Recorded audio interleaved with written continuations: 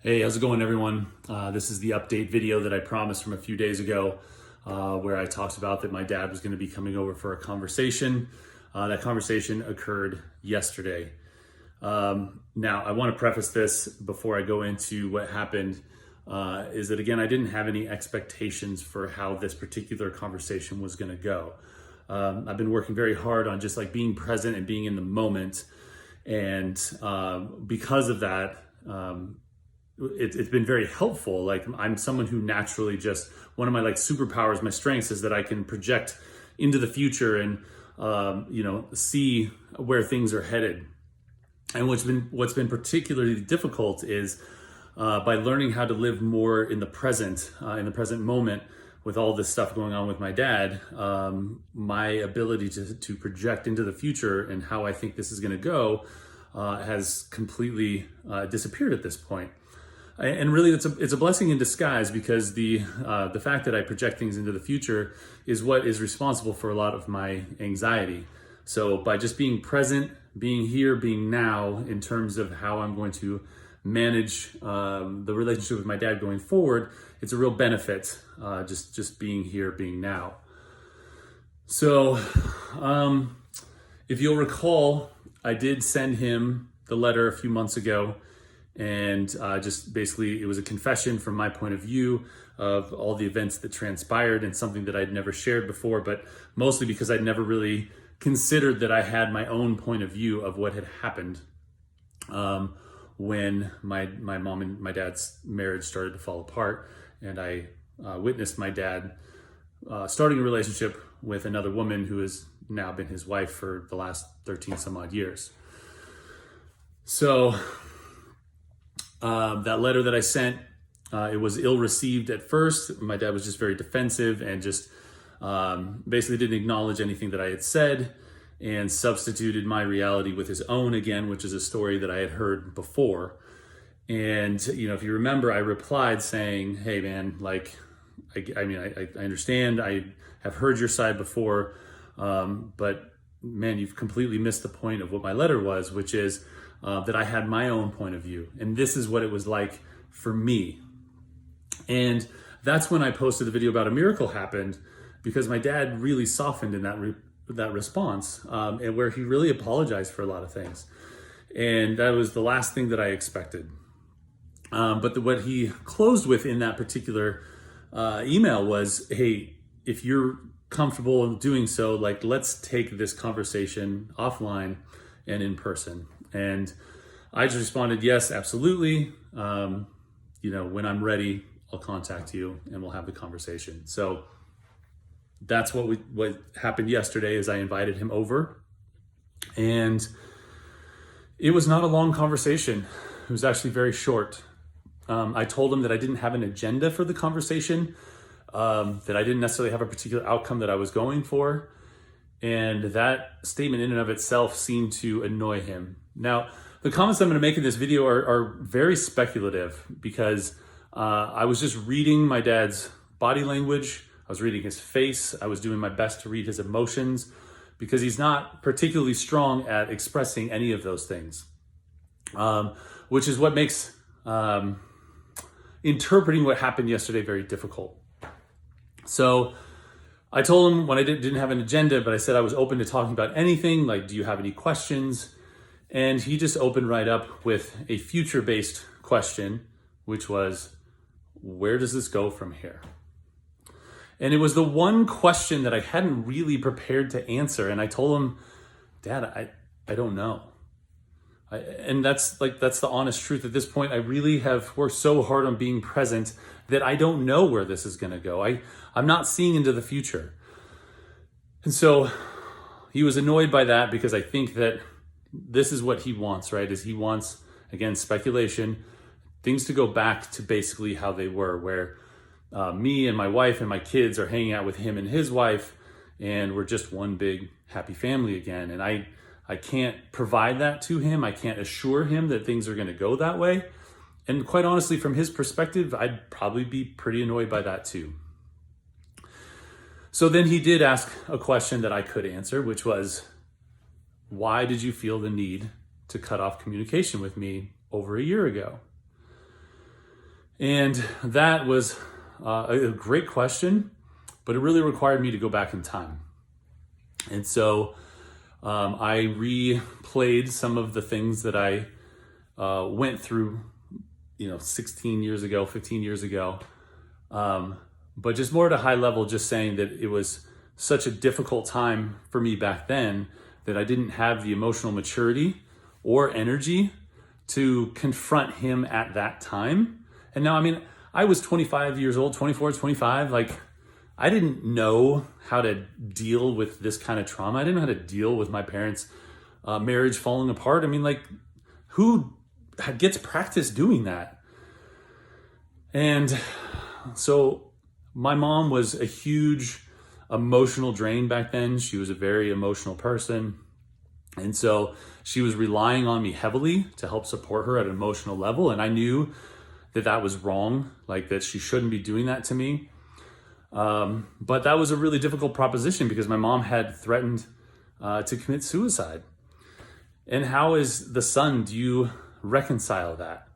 I know that I shouldn't have to carry that burden, but I wasn't mature enough to know exactly how to handle that. So I let my mom continue to use me as an emotional crutch through this entire time.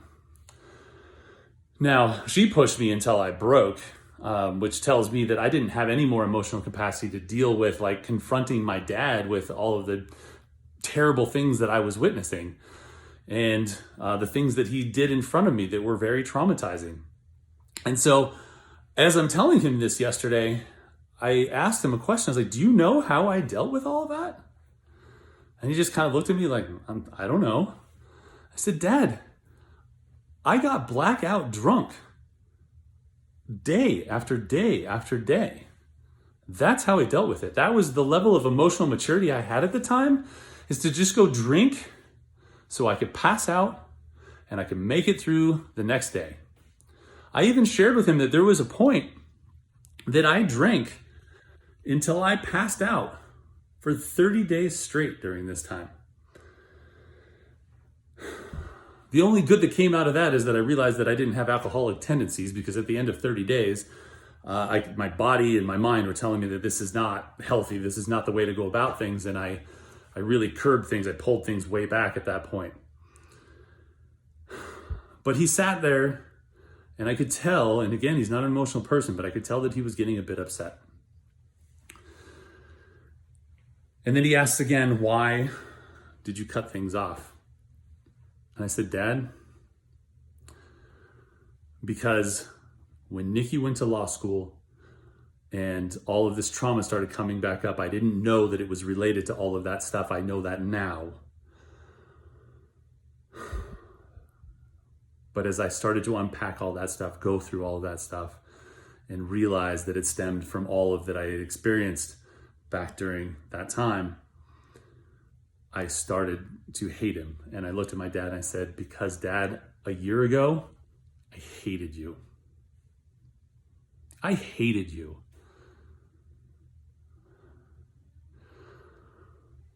I had a new career that I was starting, or a new job that I was starting. My wife is going into the last year of law school. I've got 3 boys. All 3 have ADHD, one of them with autism. I'm a busy guy without a lot of extra capacity to spend time or cultivate relationships with other people. And as I got to this point of just hating him, I could not, and I told him this, I said, I could not move forward in our relationship. I could not continue to spend time with you while I was increasingly becoming more hateful towards you. I can tell you he did not like to hear that, and I don't blame him. But I felt like it was super important for me to say this to him. And while he sat there quietly, I continued and I just said, but Dad, something for you to understand is that today I don't hate you anymore. This is the work that I've done. And I went so far as to share with him, at least told him about this video that Brene Brown had posted about, in summary, if you're struggling with somebody, if someone's causing you a lot of pain in your life, but imagine God himself came down and they talked to you and they said, you know that person that's causing you pain, that's hurting you? What if I told you that person is doing the best that they can? And so this is what I told my dad. And I said, Dad, I believe by what you've told me about the considerations that you made, the choices that you made that appear to have had my sister and I in mind as you were dissolving your marriage and moving into a new relationship. I believe that you were doing the best that you could. And I said, but listen, I'm doing the best I can with my boys and raising them the best I know how. And I do my best day in and day out. But I guarantee I've already done things to them that is enough to land them in therapy later as adults. And so in spite of my best efforts and giving my best every day, I'm still hurting them. I still do that in spite of my best intentions. And so that was what I was trying to relay to him is, Dad, I can see that you tried the best that you could, but it still hurt me deeply.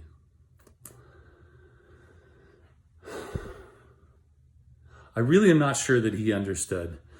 The thing that was kind of disappointing as I was reflecting on about all this is that, the last email communication he had with me, I really felt like he had softened. But yesterday he kind of came back from that defensive manner. And so much as saying like, hey, it's been this many years later, I've already dealt with it. I don't want to go back there again. And I felt like he had just closed off again. And so instead, he's annoyed that I'm dragging him back into this. Again, I'm speculating that I'm forcing him to relive some of this again because it is impacting me. But I don't think he understands that. He's already resolved it. He's moved on, and his personality type is one that can just tie things in a bow, pack it away deep inside, and he'll never look at it again. And I looked at him and I said, Dad, it must be great that you've been able to do that. But you and I are not the same person. As a matter of fact, we could not be more different. And I wish that I could just do what you did. But instead, 3 years ago, I started having panic attacks. My anxiety was through the roof. I was someone I didn't even recognize. I was like, Dad, I'm a very happy, optimistic person day in and day out. I would never wish for that kind of pain and anguish to be inflicted on me. I don't want that. I never wanted that. But here it was. And I had a choice to either try and ignore it, which I couldn't. I couldn't ignore it. It was impacting my everyday life. It was impacting my job. It was impacting my marriage. It was impacting me being the best father that I could be. And I can't bury that. I have to face it. I had to face it straight on, look at it, and deal with it. And so I asked him, does that make sense? Now, I asked that question specifically because I couldn't ask, do you understand? Because I don't think he can. He's not capable of it. I don't think he's capable of the empathy to see it from my perspective. I just wanted to make sure that he understand the words that were coming out of my mouth. Whether he agreed with it, disagreed with it, I didn't care. I just wanted to make sure that he understood what I was saying. And I'll be honest, I don't think he does.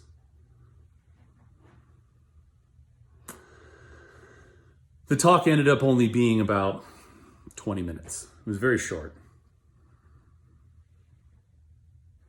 And he's the one who said, I think that's enough for today. He said he needed some time to think about some things, and then he'd get back to me. So I did ask him if I'm waiting for him to reach back out to me or how this is going to go, because I explained that I am ready, willing, and able to just expand my circle of time to include him just to see how things go, just to hang out, to chat. And I don't know exactly if he's willing to do that. And I kept saying that. I was like, I'm willing to do that. If you're not, I totally understand. You've respected my boundaries for the last year plus. If you have some boundaries, I will respect those as well. And I got to tell you, I think that he kept bringing up the fact that his wife and him are a package deal. And so there's a part of me that still thinks that all of this started because I'm upset with his wife.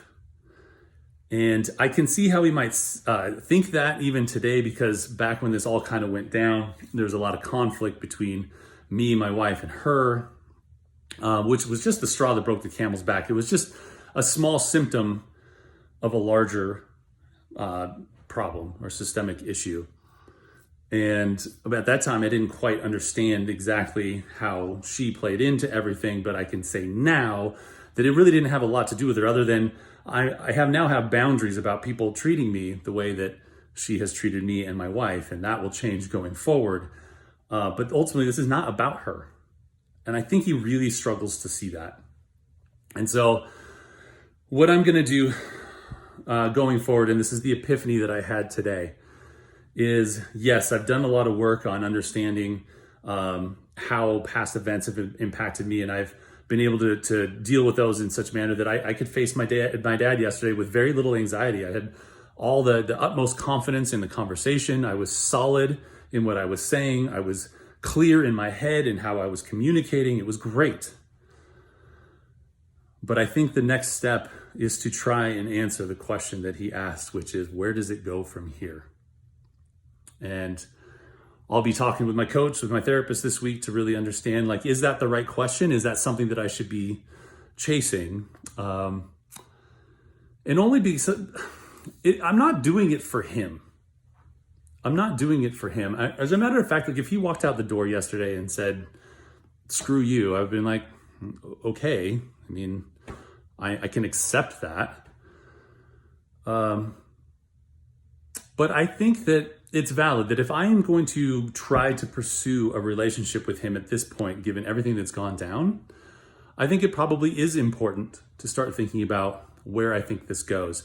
And I think that it looks like a bunch of boundaries. And I don't think he's going to like that. But it's going to be like, if we're all going to hang out again, your wife, I will not tolerate your wife talking to me how she's talked to me before. And if that happens, I will leave. I will walk out. I won't make it a big deal. I won't fight.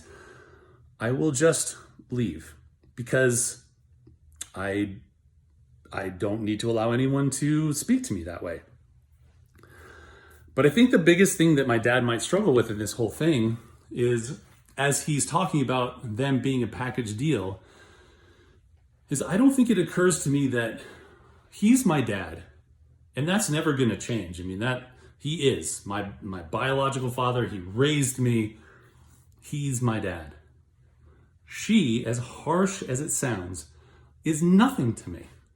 She's not my friend. She's never been my friend. She is my dad's wife. And I don't owe her anything more than I owe anyone else that I meet in my life that isn't related to me. Just like any friendship that I have, respect is earned. You build that relationship over time. I wouldn't choose to be friends with someone who has spoken the way she has to me and my wife.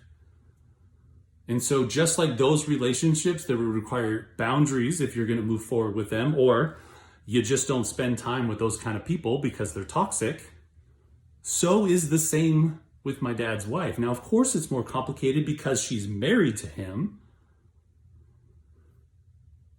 but the rules still apply. And I think that's going to be the toughest pill for him to swallow. And, I'm not going to say it to him just like to be a jerk, but I think that he needs to realize that just because she's married to him doesn't give her license to talk to me and my wife however she sees fit. So anyway, I'm going to wrap up this video. It's been my longest one to date, but I really needed to get a lot of those thoughts out. We'll see where it does go from here. But as of now, I don't know. But it's an interesting question to ponder and see if I can't start to figure out what this looks like. Thanks for listening, everybody. If you've been through something similar, if you're struggling with something similar, please don't keep it bottled inside. That is not the healthy long-term option. There's only so much that you can bury before it's going to start coming out again.